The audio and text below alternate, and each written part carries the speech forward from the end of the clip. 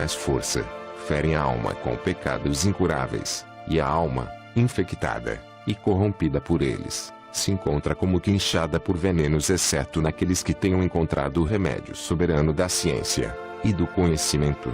Isto posto, ainda que não tivesse que servir a outros homens que não estes, que representam um número reduzido, vale a pena prosseguir e concluir o tema que estamos tratando, porque tão somente ao ser humano a divindade dignou-se conceder o conhecimento, a ciência que lhe pertence.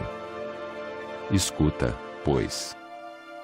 Quando Deus, o Pai, e o Senhor, criou, depois dos deuses, os humanos, combinando neles em proporções iguais o elemento corruptível da natureza e o elemento divino, sucedeu que os vícios da matéria, uma vez mesclados aos corpos, se arraigaram nestes, bem como outros vícios procedentes dos alimentos, e o alimento que nos vemos forçados a tomar como todo ser vivente, de onde se segue necessariamente que os desejos da concupiscência, e todos os demais vícios da alma encontram lugar no coração humano.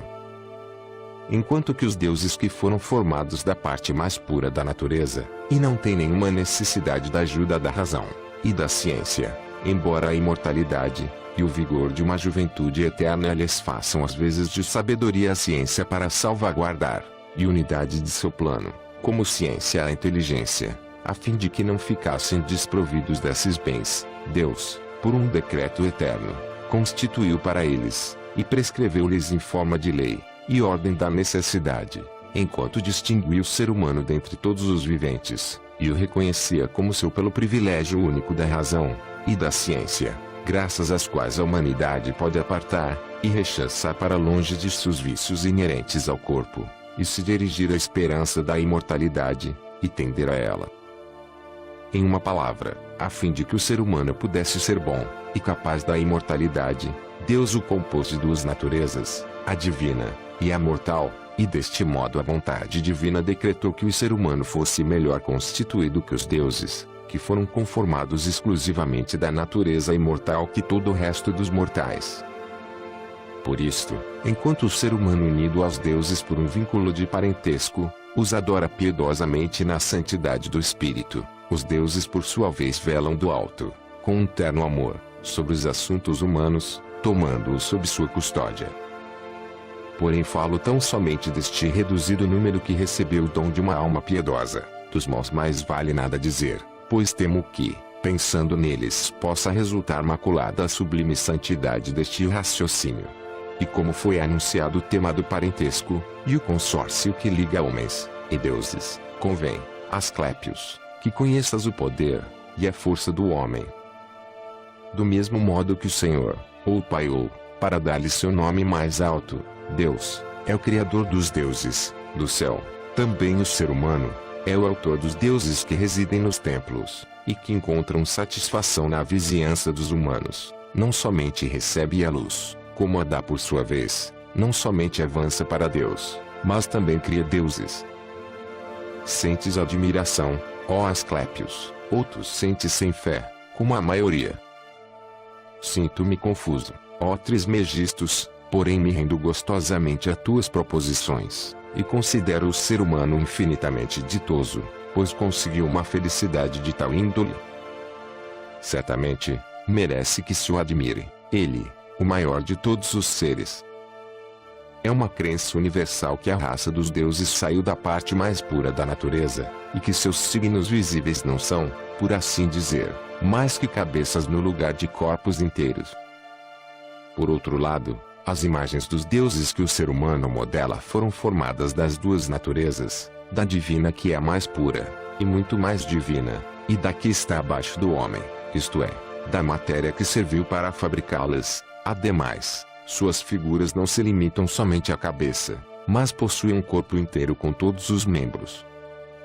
Assim a humanidade, que sempre recorda sua natureza e sua origem, avança até nisto a imitação da divindade, e, assim como o Pai e o Senhor dotou aos deuses de eternidade para que fossem semelhantes a ele, da mesma maneira o ser humano modela os seus próprios deuses à semelhança de seu rosto. Referes-te, ó Trismegistos, às estátuas? Sim, às estátuas, Asclépios. vês como careces de fé?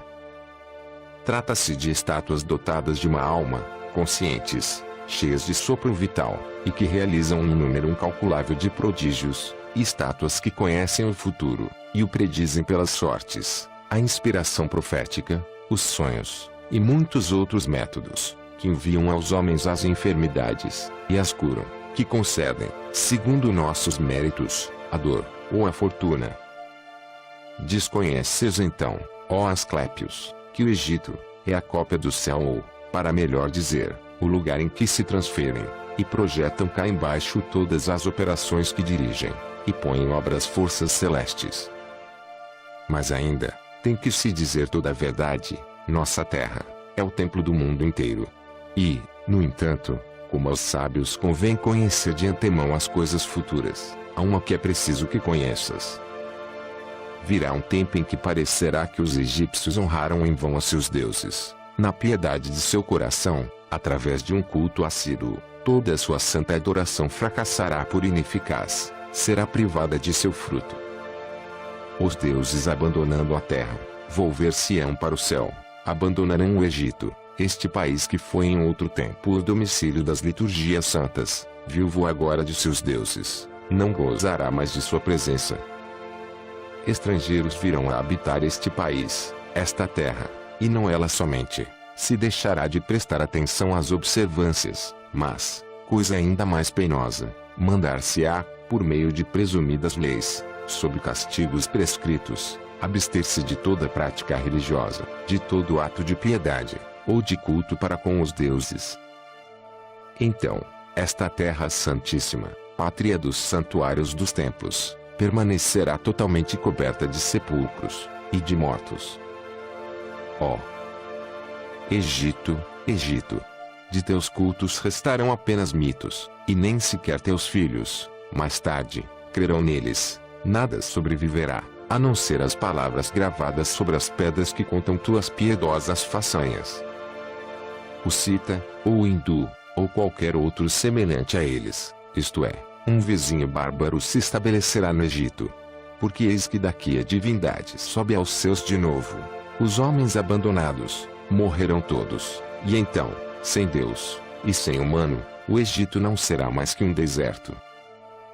Dirijo-me a ti, Rio Santíssimo, e a ti predigo as coisas do futuro, torrentes de sangue tu encherão até as margens, e transbordarás, e não somente tuas águas divinas serão manchadas por este sangue, mas também este fará com que saiam de seu leito, e haverá muito mais mortos que vivos, enquanto que aquele que haja sobrevivido só será reconhecido como egípcio pela sua língua, na sua forma de agir parecerá um ser humano de outra raça. Por que chorar, ó Asclépios? O mesmo Egito se deixará arrastar, e muito mais que isto, e é algo muito pior, será maculado com crimes muito mais graves. Ele, no outro tempo santo, que tanto amava aos deuses, único país da terra em que os deuses haviam assentado moradia para corresponder à sua devoção, ele, que ensinava aos homens, e santidade, e a piedade, dará exemplo da mais atroz crueldade. Nessa hora, cansados de viver, os humanos não olharão o mundo como objeto de sua admiração e reverência. Este todo, que é uma coisa boa, a melhor que se pode ver no passado, no presente, e no futuro, estará em perigo de perecer. Os humanos o considerarão como um peso duro, e, por ele mesmo, se menosprezará, e não se amará mais a este conjunto do universo, obra incomparável de Deus, construção gloriosa, criação, toda ela boa, feita de uma infinita diversidade de formas, instrumento da vontade de Deus que, sem ciúme, prodigaliza seus favores em toda a sua obra, onde se reúne em um mesmo todo, numa harmoniosa disparidade, tudo o que pode oferecer-se à vista que seja digno de reverência, louvor e amor. Porque as trevas serão preferidas à luz, se achará mais útil morrer que viver, ninguém mais levantará seus olhos para o céu, o ser humano piedoso será olhado como um louco, o ímpio como um sábio, o louco frenético será olhado como um valente, o pior criminoso como um ser humano de bem. A alma, e todas as crenças que a ela se referem, segundo as quais a alma é imortal por natureza, ou que haverá de obter a imortalidade, conforme ensinei, serão apenas motivo de riso, mas ainda serão vistas como pura vanidade. Inclusive, creia-me, será um crime capital, segundo os textos da lei, o estar dedicado à religião do Espírito. Será criado um novo direito, novas leis. Nada santo, nada piedoso, digno do céu, e dos deuses que o habitam se fará ouvir jamais, nem se achará fé em parte alguma da alma. Produz-se uma dolorosa separação entre homens e deuses, restam apenas os anjos nocivos que se mesclam aos humanos, e os constrangem pela violência, desventurados, e todos os excessos de maldácia criminosa, comprometendo-os em guerras, piratarias, más ações, e em tudo que é contrário à natureza da alma. A terra perderá, então, seu equilíbrio, o mar deixará de ser navegável, o céu não estará manchado de estrelas, os astros deterão sua marcha pelo céu, toda voz divina será forçada ao silêncio, e se calará, os frutos da terra apodrecerão, o solo deixará de ser fértil, o próprio ar se entumecerá no lúgubre torpor. Isto, pois, será a velhice do mundo, e religião, desordem, irracional confusão de todos os bens. Quando essas coisas tiverem sucedido, ó Asclépios, estão o Senhor, e o Pai, o Deus primeiro em potência, e demiurgo do Deus Uno, depois de haver considerado estes costumes, e estes crimes voluntários, oferecendo resistência com sua vontade, que é a bondade divina, aos vícios, e à corrupção universal, e corrigindo o erro, aniquilará toda a malícia, apagando-a através de um dilúvio, consumindo-a através do fogo, destruindo-a através de enfermidades pestilenciais estendidas em diversos lugares, logo conduzirá o mundo à sua beleza primitiva, para que este mesmo mundo pareça novamente digno de reverência e admiração, e para que também Deus, Criador e restaurador de uma obra tão grande, seja glorificado pelos homens que vivam, então, com contínuos hinos de louvor e bênção. Aqui se dará na realidade o nascimento do mundo, uma renovação das coisas boas, uma restauração santa e soleníssima da própria natureza, imposta pela força com o correr do tempo, porém por vontade divina, que é aquilo que foi sem começo nem fim. Pois a vontade de Deus não teve começo, é sempre a mesma, e o que é hoje segue sendo eternamente. Pois o conselho da vontade de Deus nada mais é que sua essência. Este conselho é, pois, o bem supremo, ó Trismegistos. É o conselho, Asclépios, o que dá nascimento à vontade, do mesmo modo que esta por sua vez faz nascer o próprio ato do querer. Pois o que possui as coisas nada quer ao acaso, mas quer tudo o que possui. Agora bem, quer tudo o que é bom, e é tudo o que possui. Tudo o que propõe e quer, é, pois, bom. Assim, é Deus, e o mundo, é sua imagem, obra de um Deus bom, e portanto, bom. Bom, Trismegistos. Sim, bom, Asclépios, e vou demonstrar-te. Da mesma maneira que Deus dispensa e distribui a todos os indivíduos e gêneros que existem no mundo seus benefícios, isto é, o intelecto, a alma e a vida, também o mundo produz e dá as coisas que os mortais consideram boas, isto é, a sucessão dos nascimentos no seu tempo, a formação, crescimento, a maturação dos frutos da terra e outros bens semelhantes.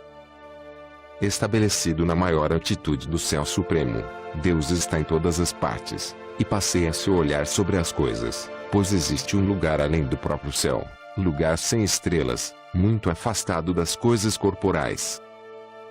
O que dispensa a vida é o que chamamos de Júpiter, ocupa o lugar intermediário entre o céu e a terra. A terra e o mar estão sob o poder de Júpiter. Plutônio é o que nutre a todos os viventes mortais, e aos que dão fruto. Assim, graças às virtudes ativas de todos estes deuses, os produtos do solo, as árvores e a própria terra devem subsistir. Porém existem ainda outros deuses cujas virtudes ativas e cujas operações vão distribuir-se através de tudo que existe. Esses deuses cujo domínio se exerce sobre a terra serão restaurados qualquer dia e instalados numa cidade no limite extremo do Egito, uma cidade que será fundada do lado do sol poente, e a qual afluirão, por terra, e por mar, as raças dos mortais. Diga-me, todavia, ó Trismegistos, onde se encontram no momento estes deuses da terra? Instalaram-se numa magnífica cidade, sobre a montanha da Líbia. Porém isto é o suficiente quanto a este tema. Precisa-se tratar agora do mortal e do imortal. Porque a espera e o temor da morte são um suplício para a maior parte dos homens por ignorarem a verdadeira doutrina. A morte é o resultado da dissolução do corpo gasto pelo trabalho, uma vez cumprido o número de anos durante o qual os membros do corpo se mantêm ajustados para perfazer um todo único, instrumento bem disposto para as funções da vida. O corpo morre quando deixa de ter força para suportar as cargas da vida humana. A morte é isto: dissolução do corpo, a desaparição da sensibilidade corporal, e é desnecessário inquietar-se por isso. Porém existe um outro motivo de inquietude, este necessário, que os homens menosprezam, porque o ignoram, ou porque não creem nele. Que é isto, ó Trismegistos, que os homens ignoram, ou cuja possibilidade põe em dúvida? Escuta, pois, Asclépios. Assim que a alma tenha se retirado do corpo, passará ao domínio do Daimon Supremo, que a submeterá a juízo a fim de avaliar seus méritos. Se uma vez examinada a fundo, este comprova que ela sempre se mostrou piedosa e justa, a autoriza a estabelecer-se namorada que lhe corresponde. Contrariamente, se a vê manchada das impurezas do pecado, e suja pelos vícios, precipita-a às profundezas, abandonando-a às tormentas, e aos turbilhões que os ares enfrentam sem cessar, e também o fogo, e a água, a fim de que por castigo eterno, seja sacudida, e arrastada em sentidos contrários pelas vagas sucessivas da matéria entre a terra e o céu.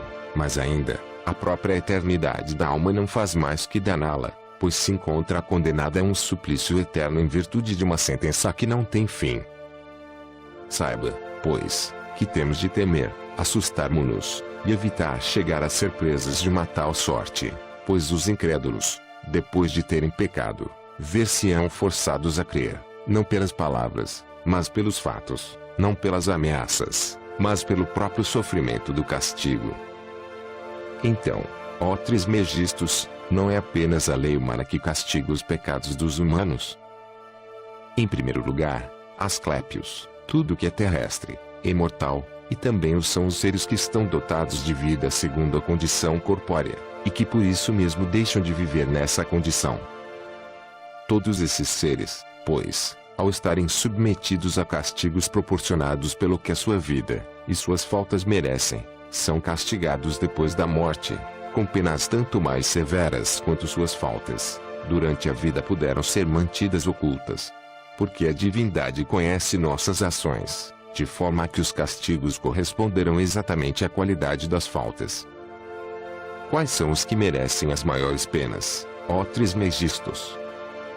São aqueles que, tendo sido condenados pelas leis humanas, perecem de morte violenta, de forma que parecem ter entregado a vida não como uma dívida paga à natureza, mas o preço de seus crimes. O ser humano justo, contrariamente, encontra sua defesa no culto de Deus, e na piedade mais elevada, porque Deus protege tais homens contra toda a espécie de mal. É efetivamente, o Pai, o Senhor das coisas, aquele que por si só é tudo, se desvela com prazer a todos. Não se dá a conhecer como algo situado no lugar, nem dotado de uma determinada qualidade ou magnitude, apenas ilumina o ser humano com esse conhecimento que pertence apenas ao intelecto, e, então o ser humano, depois de ter expulsado da alma as trevas do erro, e haver adquirido a luz da verdade, se une com todo o seu intelecto à inteligência divina, cujo amor o libertou desta parte de sua natureza pela qual é mortal, e o fez conceber uma firme esperança na imortalidade futura. Esta é a distância que haverá entre bons e maus. Todo ser humano bom é iluminado pela piedade, pela religião, sabedoria, o culto e a adoração de Deus, penetra, como se o fizesse com os olhos, a verdadeira razão das coisas, firmemente seguro de sua fé. Supera os demais humanos tanto quanto o Sol supera em luminosidade aos outros astros do céu. Ademais, o mesmo Sol, se ilumina o resto das estrelas, não é tanto pela potência de sua luz como pela sua divindade e santidade. E é a ele que em verdade deves considerar como o segundo Deus que governa as coisas, que difunde sua luz sobre os viventes da terra, os que possuem uma alma, e os que não a têm. Bem, se o mundo é um vivente que sempre está em vida, no passado, no presente, no futuro, nada no mundo pode morrer.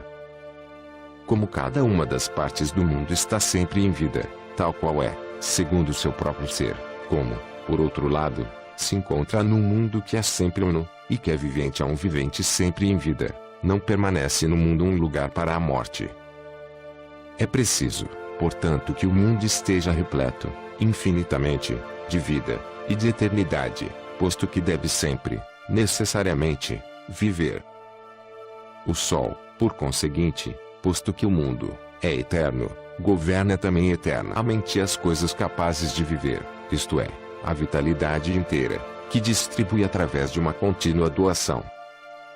Deus governa, pois, eternamente as coisas viventes, isto é, capazes de viver, que existem no mundo, e dispensa eternamente a vida.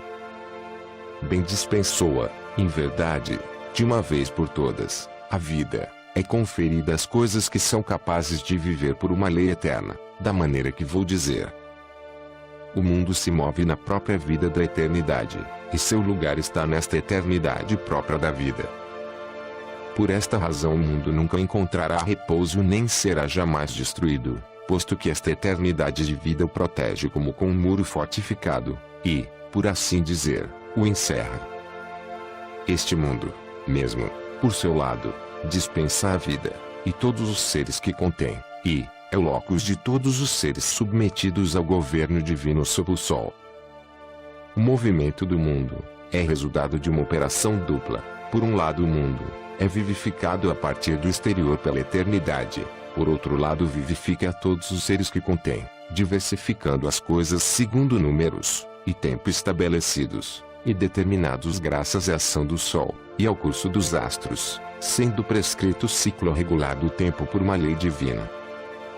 O tempo da Terra se dá a conhecer pelo estado da atmosfera, pela sucessão das estações quentes e frias, e o tempo do céu pelo retorno dos astros à sua posição primeira no transcurso de sua revolução periódica.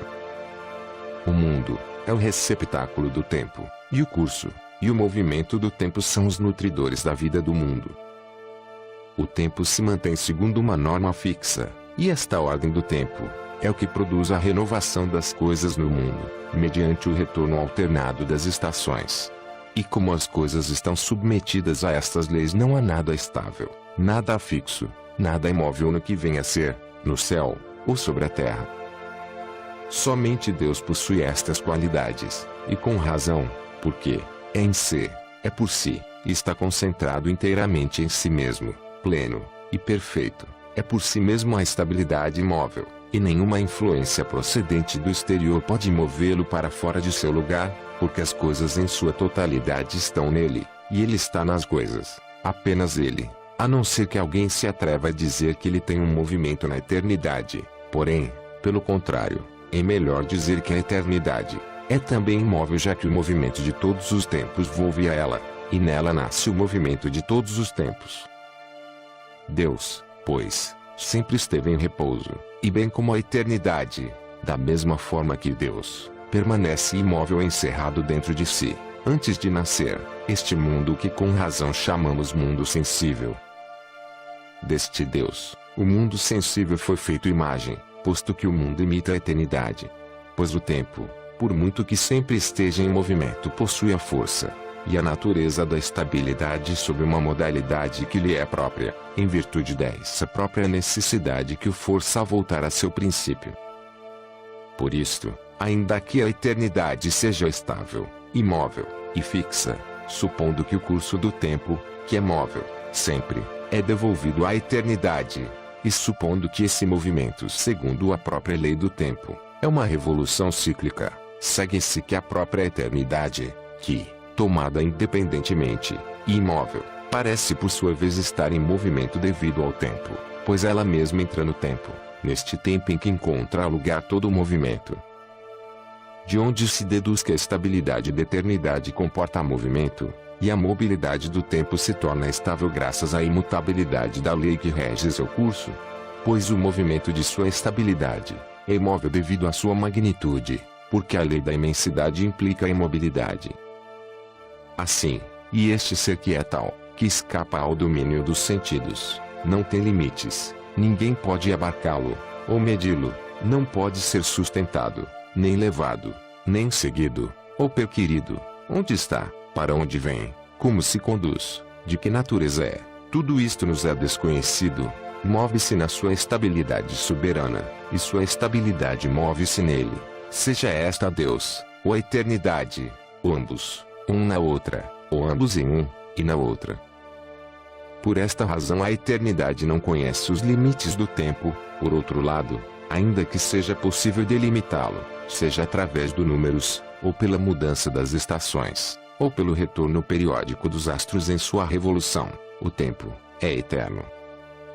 Assim os vemos a ambos, um e outro, igualmente infinitos, analogamente eternos, pois, sendo a estabilidade fixa a fim de poder servir de base a todos os movimentos dos móveis, por essa mesma solidez ocupa com razão o primeiro posto. Assim, as causas primeiras de tudo que existe são Deus, e a eternidade. O mundo, supondo-se que seja móvel, não ocupa o primeiro lugar, pois, nele, a mobilidade supera a estabilidade, enquanto possui por lei própria de seu movimento eterno, uma fixidez inalterável. O intelecto total que se assemelha à divindade, imóvel por si mesma, move-se em sua estabilidade, é santo, incorruptível, eterno, e qualquer outra coisa melhor que ainda possa ser dita, se aqui existe algum atributo melhor, posto que é a eternidade do Deus Supremo a qual subsiste na verdade absoluta, infinitamente cheio de todas as formas sensíveis, e da ordem universal, subsistindo, por assim dizer, com Deus. O intelecto do mundo, por sua vez, é o receptáculo de todas as formas sensíveis, e de todas as ordens particulares.